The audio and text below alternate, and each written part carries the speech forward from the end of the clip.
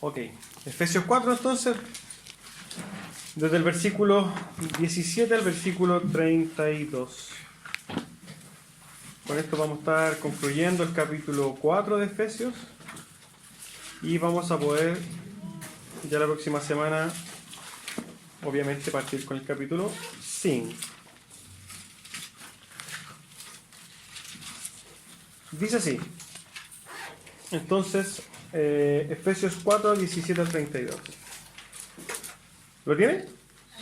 Amén. Entonces dice, esto pues digo y requiero en el Señor, que ya no andéis como los otros gentiles que andan en la vanidad de su mente, teniendo el entendimiento entenebrecido, ajenos de la vida de Dios por la ignorancia que en ellos hay, por la dureza de su corazón, los cuales, después que perdieron toda sensibilidad, se entregaron a la lascivia para cometer con avidez toda clase de impureza.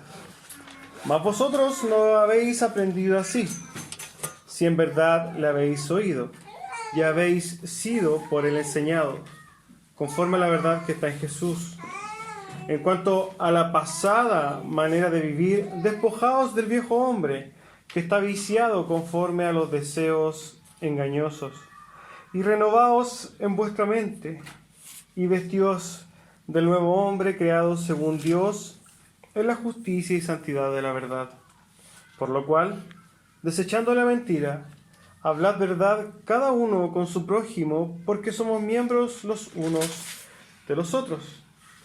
Airaos, pero no pequéis, no se ponga el sol sobre vuestro enojo, ni deis lugar al diablo. El que hurtaba, no hurte más, sino trabaje, haciendo con sus manos lo que es bueno, para que tenga que compartir con el que padece necesidad. Ninguna palabra corrompida salga de vuestra boca, sino la que sea buena para la necesaria edificación, a fin de dar gracia a los oyentes. Y no contristéis al Espíritu Santo de Dios, con el cual fuisteis sellados para el día de la redención. Quítense de vosotros toda amargura, enojo, ira, gritería y maledicencia y toda malicia. Antes, sed benignos unos con otros, misericordiosos, perdonándoos unos a otros, como Dios también os perdonó a vosotros en Cristo. Amén. Vamos a leer hasta ahí. Si ustedes se fijan, es un pasaje súper largo. Y la verdad que cuando nos encontramos con pasajes como este dentro de la palabra de Dios, no requerimos nosotros hacer un estudio profundo para saber qué es lo que está diciendo el texto, porque la verdad que es clarísimo. Este es un pasaje muy claro. Pero hay ciertas cosas que yo creo que nosotros tenemos que ver, ¿cierto?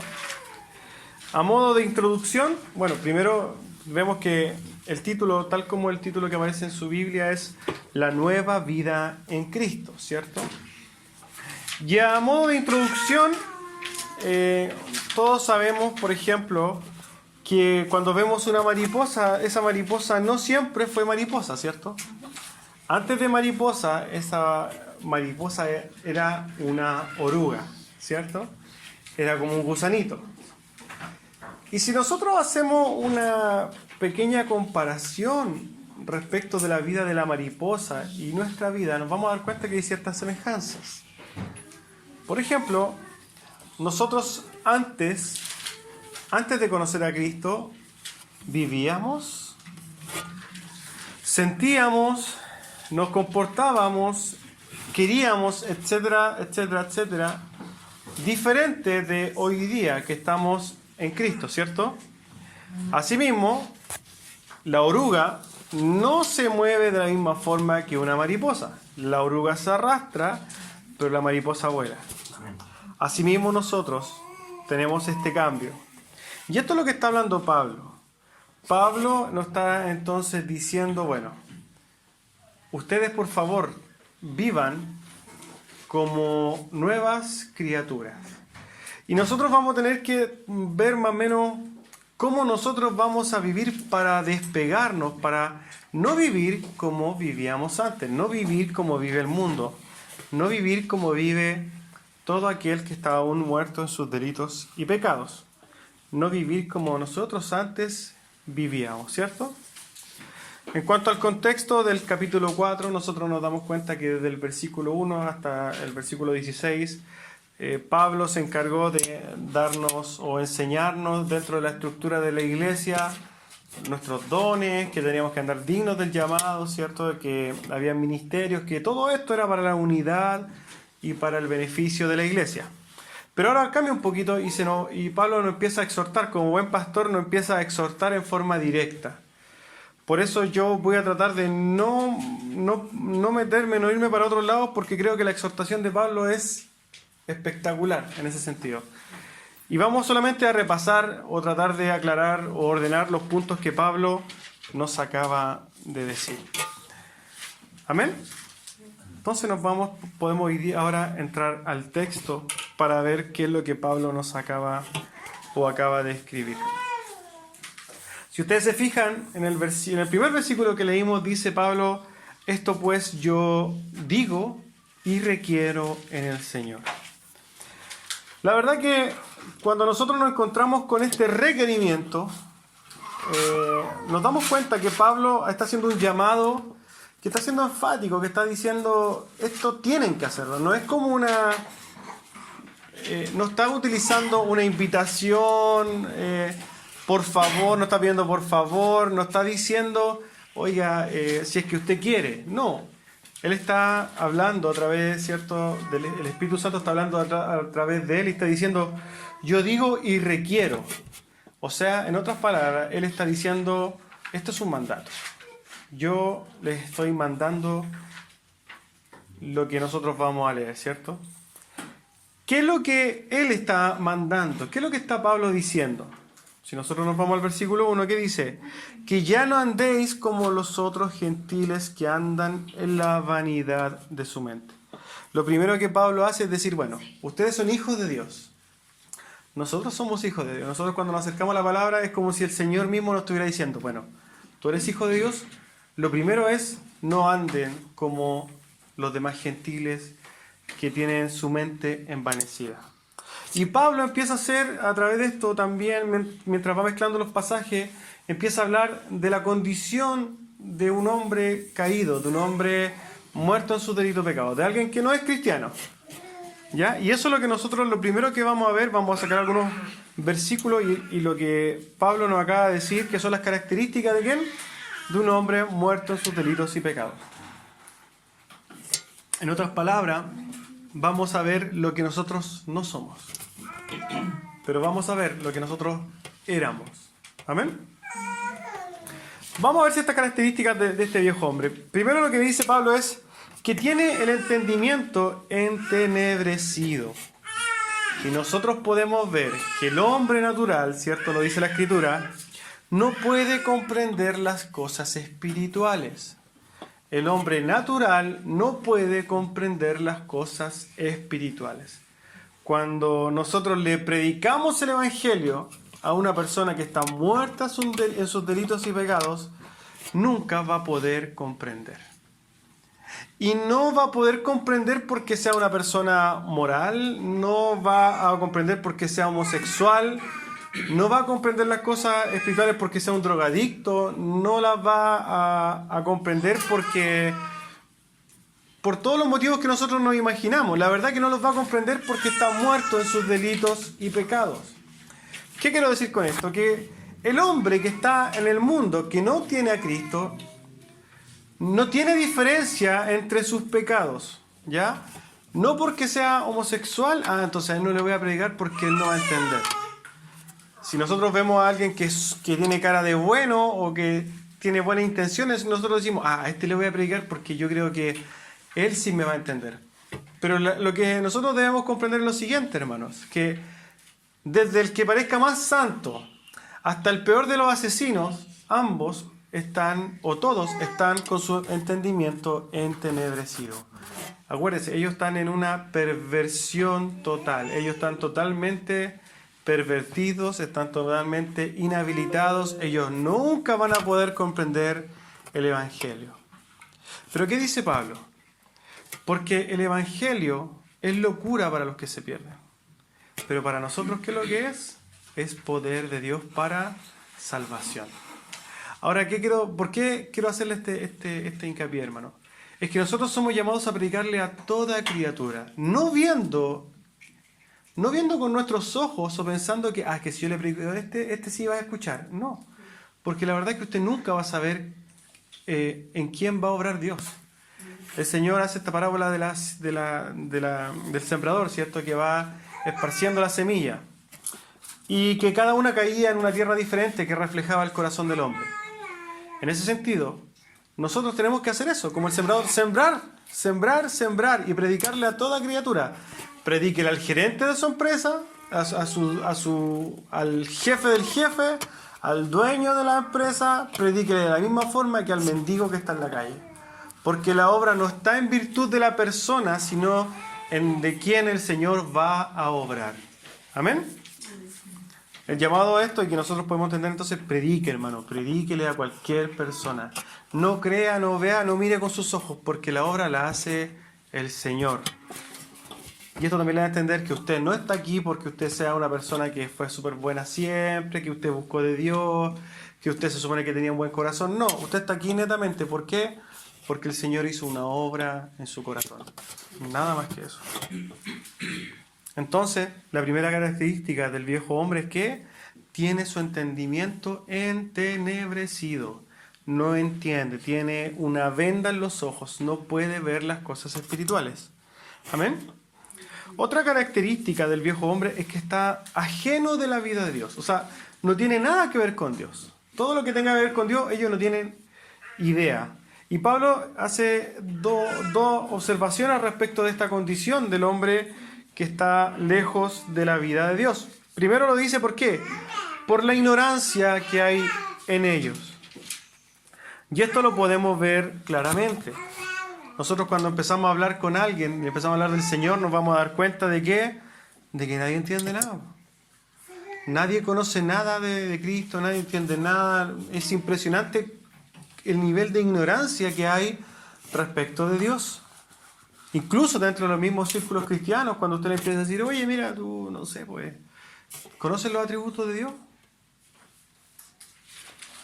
Muchos, entre comillas, hermanos, le van a decir, ¿qué es eso? ¿Cierto? ¿Por qué? Porque aquellos que están ajenos de la vida de Dios, automáticamente se ve que no tienen ni un conocimiento de Dios. Aquel que tiene vida en Cristo va a empezar a tener luz de Cristo, va a empezar a conocer, a estar informado, a tener conocimiento, etcétera, etcétera. Y la segunda observación que hace Pablo es que es por la dureza de su corazón. Y aquí podemos ver lo que acabamos de decir recién, que todo el mundo tiene su corazón duro.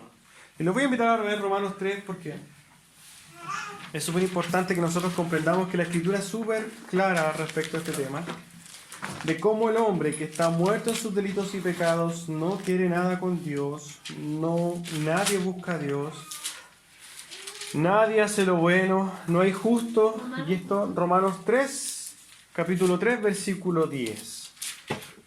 Romanos capítulo 3, versículo 10, y dice así: como está escrito, no hay justo, no hay ni uno, no hay quien entienda, no hay quien busque a Dios. Todos se desviaron, a una se hicieron inútiles, no hay quien haga lo bueno, no hay ni siquiera uno. Sepulcro abierto su garganta, con su lengua engañan. Veneno de áspides hay debajo de sus labios, su boca está llena de maldición y de amargura. Sus pies se apresuran para derramar sangre. Quebranto y desventura hay en sus caminos, y no conocieron camino de paz, y no hay temor de Dios delante de sus ojos. Fíjese que es impactante cuando usted le predica a alguien y le habla de que Dios es un Dios justo, de que es un Dios santo, que Dios hace justicia, que va a derramar su ira, que va a pasar una vida eterna en un lugar de tormento, pero ellos no tienen temor. No les importa. No les va ni les viene. Porque el mundo no tiene temor de Dios. Aquel que no conoce a Dios no tiene temor de Dios. Muchos van a decir, sí, yo quiero alejarme de la ira de Dios. Pero al momento de, van a seguir. Oye, vamos entonces a buscar de Dios, congrégate, ven a escuchar la palabra. No puedo. Sí, voy a ir después que... No voy. ¿Por qué? Porque las obras de las personas hablan mucho más que su propia boca. Asimismo nosotros, nuestras obras hablan mucho más que lo que nosotros podamos decir. Y eso tiene que ver con nuestras obras. Amén. Que después también lo vamos a poder ver un poquito más en profundidad. La tercera característica del viejo hombre, del hombre caído, es que después que perdieron toda sensibilidad, se entregaron a la lascivia para cometer con avidez toda clase de impurezas. Y esto claramente es una radiografía no solamente de lo que sucedía en el primer siglo, hermanos, sino que es algo que pasa hoy día. Hoy día la sociedad está totalmente corrompida, está pervertida, ¿cierto? ¿Y esto por qué es? Porque el humano se hace, después del movimiento humanista, después del movimiento postmoderno, cuando el hombre empieza a sentirse liberado hoy día, empieza a pelear supuestos derechos que básicamente son atentados contra la humanidad. Y hoy día nos damos cuenta que cuando nosotros miramos para el lado, yo acabo de compartir en el Facebook, por ejemplo, lo que estaba pasando en Australia, donde ya empezaron a pelear el aborto, pero ya el aborto se supone que hasta las 12 semanas, ganaron, después ya no eran solamente las 12 semanas, ni siquiera era por unas causales, y hoy día están abortando niños de 9 meses menos un día. Y es tanto así que imagínense la maldad del hombre, es que ya de hecho están desechando toda anestesia para los niños. La idea es que matarlos con dolor. Es un asesinato colectivo. Imagínense lo que pasó en Uruguay. La gente que es pro aborto, yo muchas veces escuché, oye, ¿por qué estás en contra del aborto si se supone que es por las causales? ¿Tú crees que todos van a ir a abortar? Bueno, las cifras hablan por sí solas. En Uruguay se hizo las estadísticas del aborto que fue aprobado, y el 98% de los abortos son porque querían hacerlo. Si nosotros hoy día llegamos a eso, no nos vamos a dar ni cuenta cómo con el tiempo la gente va a ir abortando cada vez más. En todos los países que se aprobó el aborto, por ejemplo, las tasas de aborto empiezan a subir, y ahí es un aborto libre. Eso de las causales es una vil mentira. ¿Ya? Es lamentable. Bueno, y todo lo que vemos hoy día con la ideología de género, cómo lamentablemente los niños son desde chicos adoctrinados respecto de esta supuesta liberación sexual, ¿es consecuencia de qué? De que las personas que hacen la ley, las personas que están promoviendo lo que nosotros escuchamos, leemos y vemos, o que nos guste de hecho, son personas muertas en sus delitos y pecados. Eso es terrible. Bueno, y como cuarta característica que Pablo en este texto habla de las personas que están muertas en sus delitos y pecados, dice lo siguiente: el viejo hombre está viciado conforme a los deseos engañosos. Y si nosotros hacemos un análisis breve de cuáles son los vicios del hombre caído, o cuál es el vicio de la gente, ¿qué es lo que quiere la gente? Y no para, no se sacia. La gente no se sacia de buscar dinero, la gente no se sacia de buscar sexo, la gente no se cansa de tener o de buscar el éxito, la prosperidad, el hedonismo, ¿cierto? El reconocimiento, el placer, el acceder a cosas, el tener cosas, el abarcar, el tener poder. Todos estos son vicios, hermanos, de un hombre caído, de un hombre que está aún muerto en sus delitos y pecados. En muchos extremos podemos llevar estos vicios ya extremos como la droga, el alcohol, pero la verdad que el problema ese viene siendo un problema de forma, no de fondo. Aquí el problema es de fondo. El problema está en el corazón del hombre, que busca saciarse con un montón de cosas que no sean Dios. Pero Blaise Pascal, un matemático y científico francés, dijo una frase que siempre la voy a recordar, y que es clarísima. Él dijo lo siguiente: el hombre tiene en el corazón un hueco, un hoyo con la forma de Dios. ¿Qué quiere decir eso? Que la única forma de llenar el corazón del hombre, hermano, es Dios. El hombre sigue buscando estas cosas, sigue buscando llenar ese vacío con sexo, con dinero, con éxito, etc. Y nunca lo va a lograr. Y esto lo podemos entender claramente por mucha gente que tiene todas las cosas y sigue sintiéndose vacía y termina suicidándose.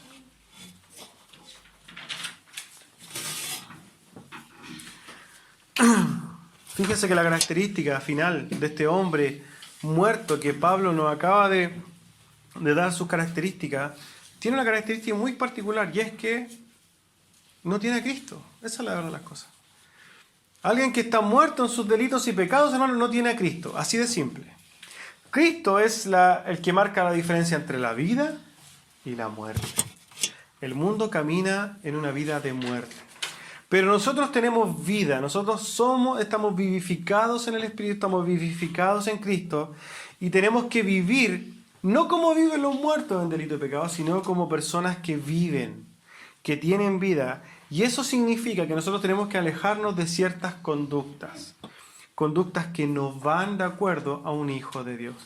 Y aquí Pablo empieza a hacer una exhortación potente, clara, y vamos a ver una cantidad enorme de puntos de los cuales Pablo empieza a hablar. Son 13 puntos para que usted vea y se empiece, conforme vamos avanzando en esto, usted diga, bueno, yo estoy bien con esto, estoy mal con esto, creo que definitivamente con esto me falta mucho. Amén. Lo primero es que, dice Pablo, ya no andéis como los gentiles que andan en la vanidad de su mente. ¿Qué significa vanidad, hermanos? Ustedes se dan cuenta que un ejemplo, era como un estandarte de la sociedad clase alta chilena, de esta gente que no tiene nada que hacer. Existía una revista que se llamaba Vanidades, ¿ya? Las vanidades, ¿qué eso quieren decir? Cosas vanas, cosas que no interesan, cosas sin ni un valor, pero que la gente les da valor y se centra en eso. ¿Por qué? Porque como no hay nada que hacer, como se supone que tiene tiempo, bueno, hagamos cosas vanas. Y fíjese lo que hace el hombre.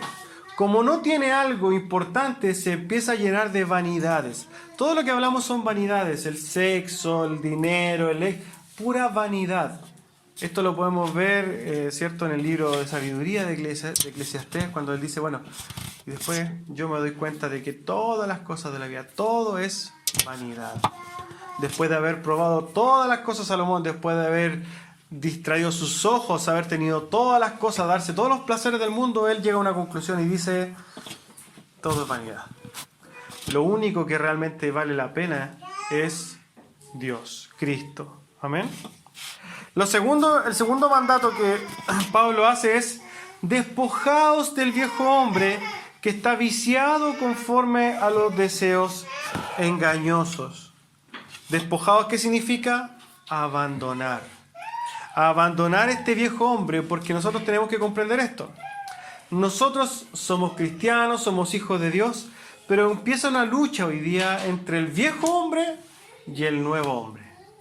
Entre el viejo hombre que tira los deseos carnales, que quiere que nosotros pequemos, que nos llama en los deseos más pecaminosos, etcétera, que nos dice ten éxito, ten esto, pero eso pelea contra ¿quién? Con el espíritu que dice no, busquemos agradar a Dios. Y esta pelea, hasta Pablo mismo la tenía. Todo hijo de Dios tiene esta pelea, hermano.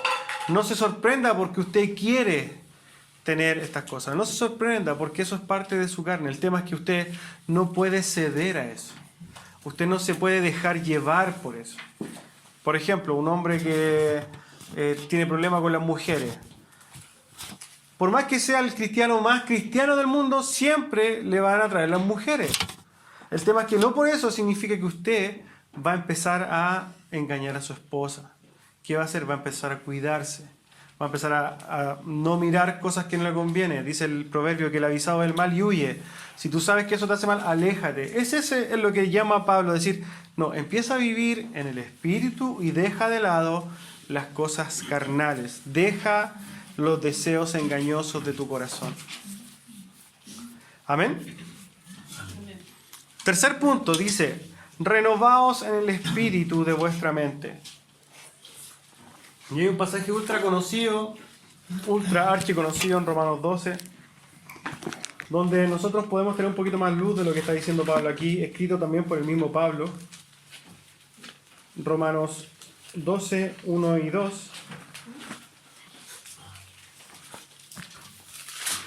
Dice así: así que, hermanos, os ruego por las misericordias de Dios que presentéis vuestros cuerpos en sacrificio vivo, santo, agradable a Dios, que es vuestro culto racional. No os conforméis a este siglo, sino transformaos por medio de la renovación de vuestro entendimiento, para que comprobéis cuál sea la buena voluntad de Dios, agradable y perfecta. Pablo, hablando a los romanos, le está diciendo lo siguiente. Primero, presenten sus cuerpos en sacrificio vivo, y es lo mismo que hemos estado hablando todo este tiempo. Cuando nosotros presentamos nuestros cuerpos en sacrificio vivo, significa que yo me voy a empezar a someter a mí mismo, primero. No a seguir los deseos pecaminosos ni carnales que yo ya tengo, sino que empiezo a vivir para la gloria de Dios. Empiezo a ganar esta pelea. Pero fíjese lo que dice después. No se conformen a este siglo, hermano. Y renovaos a través, transformaos a través de ¿qué? De la renovación de vuestro entendimiento. Nosotros tenemos que tener este cambio de mente, este nuevo entendimiento, porque la verdad que nosotros somos lo que creemos. Nosotros hacemos lo que creemos. El primer cambio, hermano, tiene que estar en nuestra mente. Perdón, el corazón y después la mente. Pero nosotros tenemos que cambiar nuestra mente. Dice, no nos conformemos a lo que nosotros vivimos, no nos conformemos al siglo, no nos conformemos a lo que nos vende la tele, no nos conformemos a lo que nos vende internet, ¿cierto? Este hedonismo de la sociedad. No nos conformemos a esto, sino que renovemos nuestro entendimiento. ¿Para qué? Para que vivamos y entendamos lo que Dios quiere para nosotros. Amén. Cuarto llamado de Pablo dice, vestíos del nuevo hombre, creado según Dios en la justicia, santidad de la verdad. Vestíos entonces, hermanos, del nuevo hombre. ¿Cuál es el nuevo hombre? El nuevo hombre es el que está sellado por el Espíritu Santo de Dios. Y dice, creado según Dios en la justicia y santidad de la verdad. Nosotros somos llamados a buscar la verdad, a vivir en santidad. Y eso significa, hermanos, separarnos de lo que no es santo, separarnos del mundo, separarnos de lo que hace el mundo, ¿cierto? Si el mundo va para allá, ¿nosotros para dónde vamos? Para acá. Y eso a nosotros nos va a caracterizar como hijos de Dios. Nosotros no podemos pasar inadvertidos por el mundo. Nosotros no podemos desarrollarnos en un ámbito y que todos digan, está igual que nosotros. No. La gente tiene que ver que en nosotros, hermanos, hay un cristiano, un hijo de Dios, alguien diferente, alguien que no va a seguir lo que ellos siguen. Amén. Quinto, Pablo dice, desechando la mentira, hablad verdad cada uno con su prójimo. La mentira es algo que hoy día en la sociedad, si usted se da cuenta, se ha trivializado tanto que mucha gente miente por deporte, ya ni se arruga para mentir. No sé, pues, y de hecho esto lo ve cuando, no sé, pues, yo lo veía con mi papá, cuando a él lo llamaban para cobrarle y decía, no, yo no estoy, en ese tiempo viendo ese teléfono, no había celulares. Y él me decía, no, di que no estoy. Una mentira no significa nada. Y nosotros, no está. ¿Por qué? Porque estamos acostumbrados a una mentira blanca. Pero la verdad que no existen las mentiras blancas. Nosotros no tenemos por qué mentir. Y si nosotros nos vamos y somos súper profundos en esto, mentirle a alguien, hermano, es faltarle el respeto a alguien. Mentirle a alguien es traicionar a alguien. Sobre todo cuando hablamos del prójimo, como dice el Pablo. Si yo le miento a usted, hermano, es porque yo le estoy faltando el respeto, porque yo estoy demostrando que quizás no le amo, no estoy entregando un amor, porque decir la verdad es entregar amor. La verdad es una de las cosas que debería caracterizarnos como hijos de Dios. La verdad, hermano, es importantísima. Yo creo que por eso Dios nos aprovecha esta amonestación para decir, bueno, dejemos de mentir y hablen cada uno verdad con su prójimo. Dejen el pecado de lado y empiecen a buscar la verdad. Y a ser transparentes, porque a decir la verdad claramente habla de nuestra transparencia. Sexta amonestación. Airaos, pero no pequéis.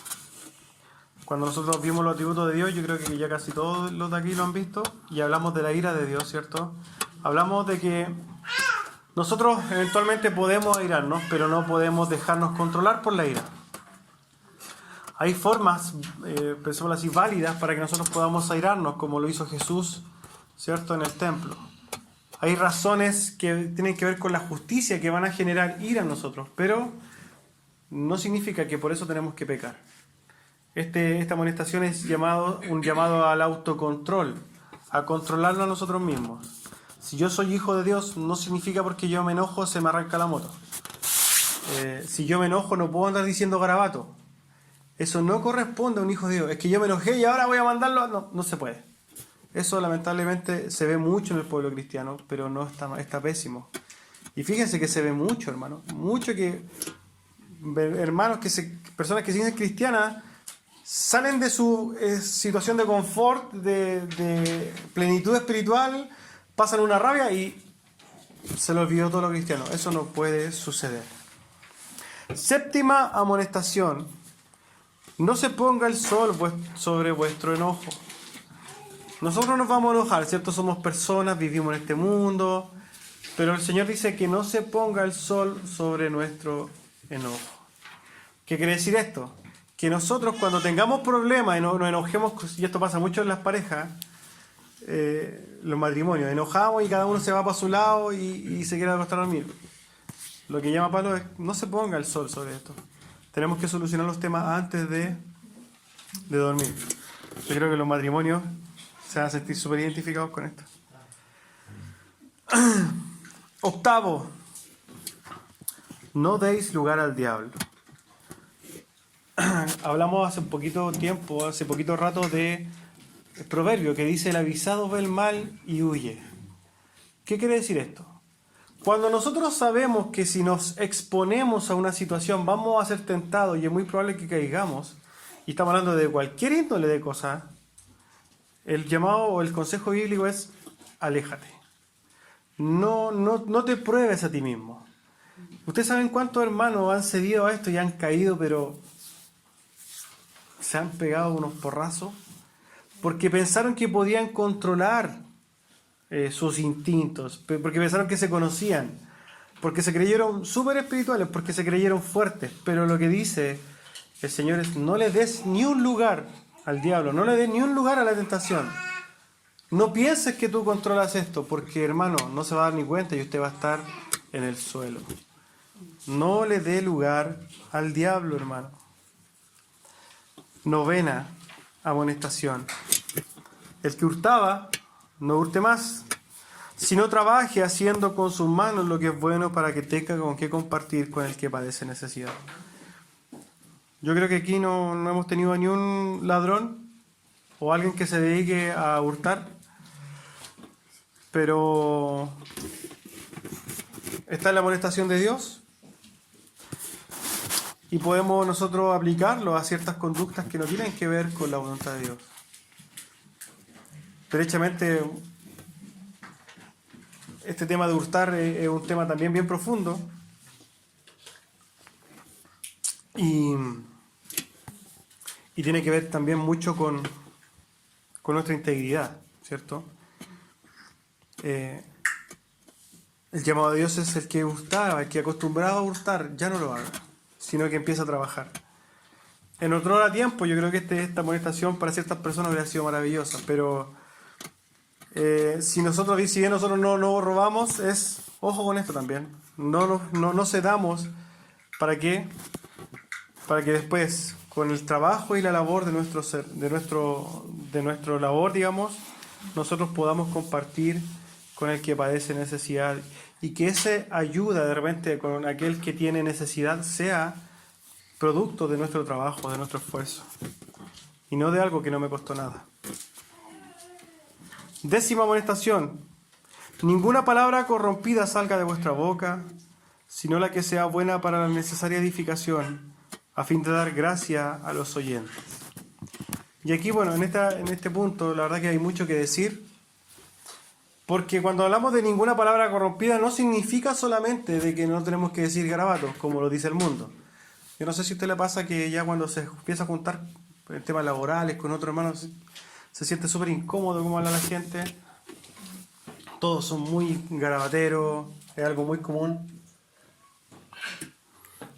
La verdad que cuando nosotros nos referimos a palabras corrompidas, no necesariamente hablamos de garabatos.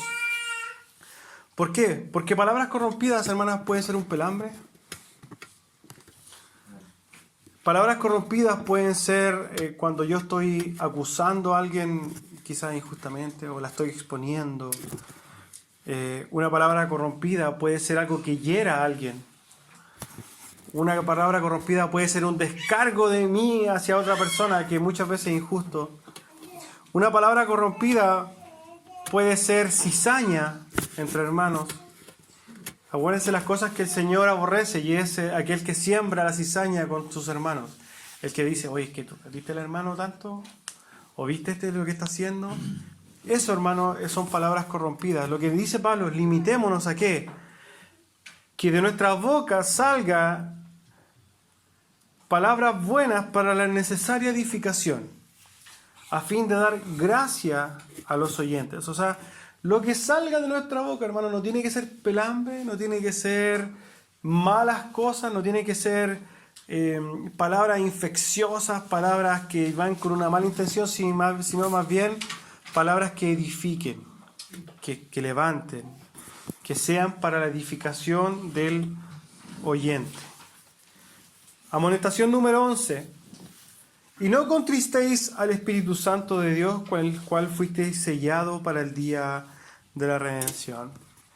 Todos sabemos que nosotros fuimos sellados, ¿cierto?, con el Espíritu Santo de Dios, el cual nos garantiza la vida eterna, con el cual nosotros tenemos esta seguridad de la salvación. Y el Espíritu Santo es el que mora en nosotros, ¿cierto?, y que Pablo nos llama a no contristarlo. Ahora, ¿cuándo nosotros contristamos al Espíritu Santo? Nosotros contristamos al Espíritu Santo, hermano, cuando dejamos que nuestra vieja naturaleza se apodere de nuestras decisiones. Se lo vuelvo a repetir. Nosotros contristamos al Espíritu Santo, ¿cuándo? Cuando nuestra vieja naturaleza se apodera de lo que nosotros hacemos.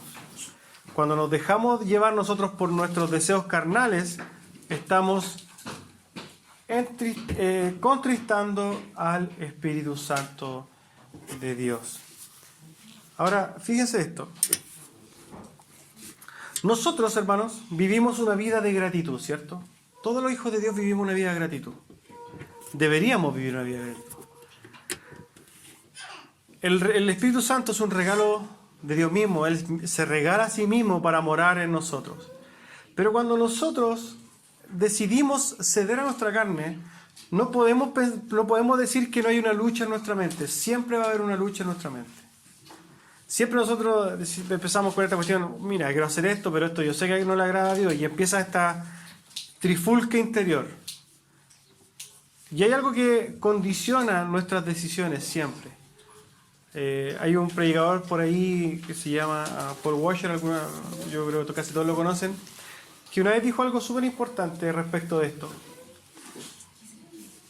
Decía que, y esto estoy parafraseándolo, que en esos momentos de la batalla en su mente, acuérdese de que si usted le falla a Dios, le está fallando a aquel que murió en la cruz por usted. Cuando nosotros nos vemos tentados entre el que quiero hacer y la voluntad de Dios, cuando nosotros decidimos obedecer lo que nosotros queremos, derechamente lo que estamos fallando es aquel que murió en la cruz por nosotros. Eso es. Nosotros estamos pagando mal por el bien que nos hicieron. Nosotros estamos siendo unos mal agradecidos. Nosotros estamos demostrando que el amor nuestro, estamos demostrando la imperfección de nuestro amor. Y eso es súper importante porque Dios nos da un amor perfecto a nosotros, pero nosotros ¿qué le devolvemos? Hojarasca, ¿cierto? Le ofrecemos cualquier cosa. ¿Y Dios qué quiere? Obediencia. No contristéis al Espíritu. No cedan, hermanos, a las tentaciones de la carne. Amonestación número 12. Quítese de vosotros toda amargura, enojo, ira, gritería y maledicencia y toda malicia. Si usted se fija, a través de todos los puntos que hemos visto, podemos ver la diferencia que hay entre el hombre caído, el hombre que no tiene a Cristo, y lo que tiene que hacer un hombre, un hijo de Dios. Quítese de vosotros toda amargura. Entonces, pensémoslo así. ¿Un hombre, un hijo de Dios, tiene que estar amargado? No. No tiene que vivir amargado. La gente del mundo vive amargada porque no tiene esperanza. Pero nosotros, hermanos, no vivamos en amargura. Quítese el enojo de usted. ¿Un cristiano debe vivir enojado? No. Pero usted ve a la gente que está enojada, que tiene rencor afuera, que vive con ese dolor. Quítese la ira. ¿Un cristiano debería vivir airado?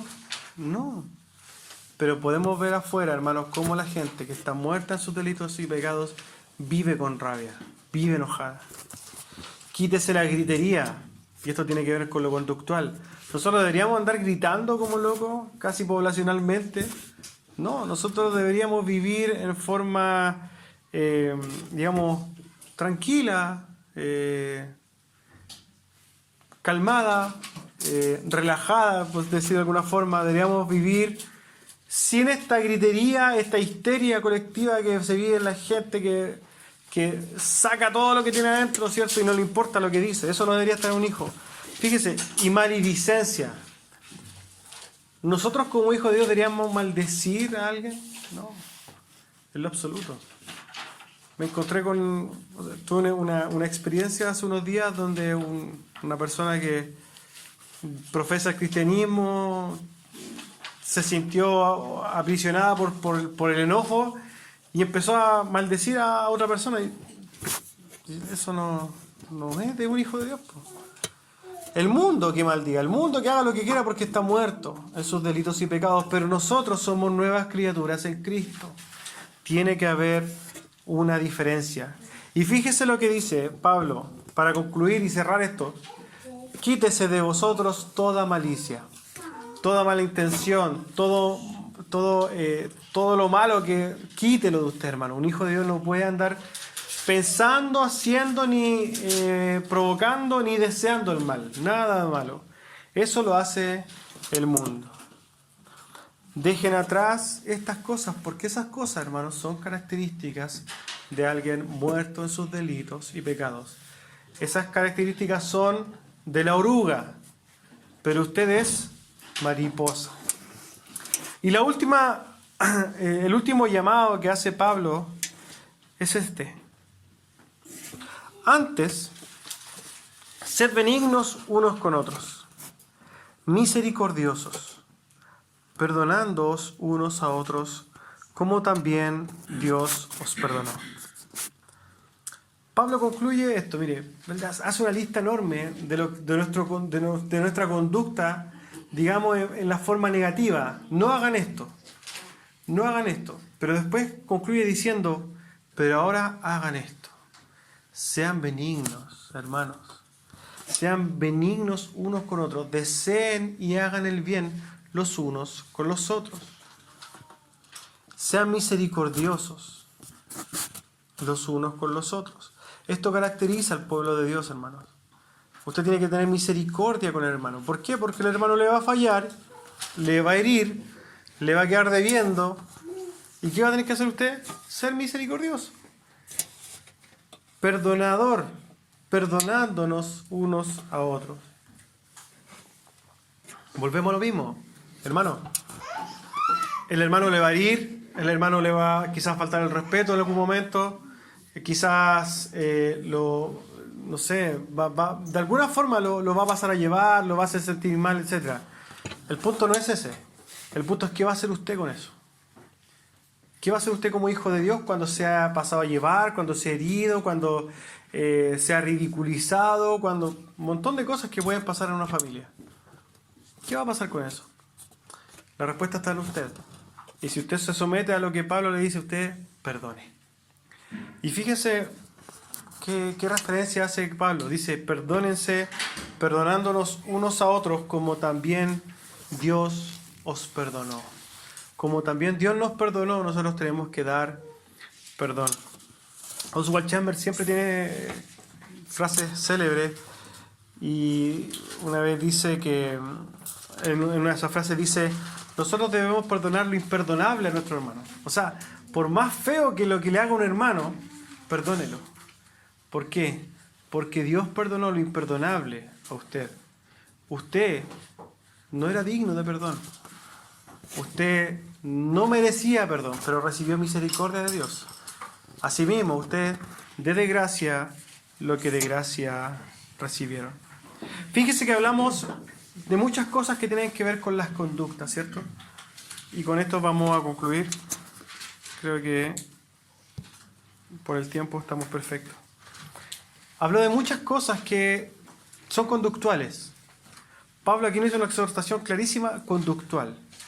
Y estas conductas van a hablar, hermanos, de quiénes somos. Quiero que me acompañe para concluir a Santiago 2, versículo 14.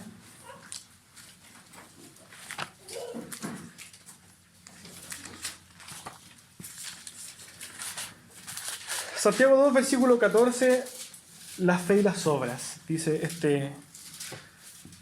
este pasaje. Muchos se dicen, hermanos, ser cristianos. Muchos se dicen y muchos profesan ser hijos de Dios.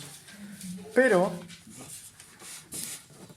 para nosotros saber si usted es hijo de Dios o no, lo que vamos a tener que ver son las obras. Todas estas obras que acabamos de ver, estas 13 amonestaciones de Pablo, yo espero que usted, a título personal, la haya examinado y usted diga, bueno, voy a ver cómo me quedo con esto, cómo estoy yo, cómo están mis obras respecto de esto. Santiago 2, versículo 14. Dice así: hermanos míos, ¿de qué aprovechará si alguno dice que tiene fe y no tiene obras? ¿Podrá la fe salvarle? Y si un hermano o una hermana están desnudos y tienen necesidad del mantenimiento de cada día, y alguno de vosotros les dice, id en paz, calentaos y saciaos, pero no les dais las cosas que son necesarias para el cuerpo, ¿de qué aprovecha? Así también la fe, si no tiene obras, es muerta en sí misma. Pero alguno dirá, tú tienes fe y yo tengo obras. Muéstrame tu fe sin tus obras y yo te mostraré mi fe por mis obras. Lo que está diciendo Santiago aquí respecto de la fe y las obras es que no basta con decir, hermanos, yo soy cristiano. No basta con decir, no, es que yo soy un hijo de Dios. No basta con decir, no, es que yo voy a la iglesia. No basta, hermano. Porque lo que yo pueda llegar a decir con mi boca tiene que ir respaldado con lo que yo hago. De nada me sirve a mí decir, no, yo soy cristiano y soy salvo, si es que mis obras no hablan por mí. Aquí estamos hablando de 13 amonestaciones, pero la verdad que la Biblia nos muestra muchas amonestaciones más. Y hay amonestaciones que son mucho más fuertes, porque estas son conductuales básicas. Pero no tienen que ver tanto con morir a uno mismo. Pero ¿qué pasa cuando el Señor nos dice, por tanto, id y predicad a toda criatura? ¿Dónde está mi obra ahí? Quiero que se examine. ¿Cómo estamos predicando nosotros? Cuando dice el Señor, y fíjense en esta sentencia, que el Señor fue claro y dijo, el que quiere venir en pos de mí, niéguese a sí mismo, tome su cruz y sígame. Niéguese a sí mismo, hermano. Lo que yo quería no importa. Importa lo que quiere Dios. Y fíjese lo que implicaba, nosotros pudimos ver, lo explicaban en este seminario que tuvimos y podemos escuchar una clara exhortación de lo que significa llevar la cruz. Llevar la cruz significa decirle al mundo, yo estoy condenado. Yo en esta vida no tengo nada más que entregar. No tengo expectativa de vida. Llevar la cruz significa que cuando yo diga, yo voy a cargar mi condena, en este caso el yugo de Cristo, la gente se va a burlar, como lo hacía en ese tiempo. Cuando usted lleve esa cruz, la gente le va a escupir, se va a burlar de usted. Cuando usted lleve su cruz, se va a echar su orgullo encima y va a decir, yo no importo. Eso significa, hermano, llevar la cruz. El cristianismo no es para decir, que yo soy cristiano y soy súper próspero y soy el mejor. No, es todo lo contrario. Cristiano y ser hijo de Dios significa morir a lo que usted quiere y entregarse totalmente y estar dispuesto a sufrir todo lo que sea necesario. ¿Para qué? Para conseguir a Cristo, como los mártires del primer siglo. Del segundo siglo, del tercer siglo en el Coliseo Romano. Ellos decían, murieron de forma indescriptible, hermanos, con torturas, porque ellos querían ver a su Salvador. Asimismo, nosotros tenemos que estar dispuestos a todo, hermanos, para ver a nuestro Salvador en algún momento. Amén. Pónganse de pie, vamos a orar.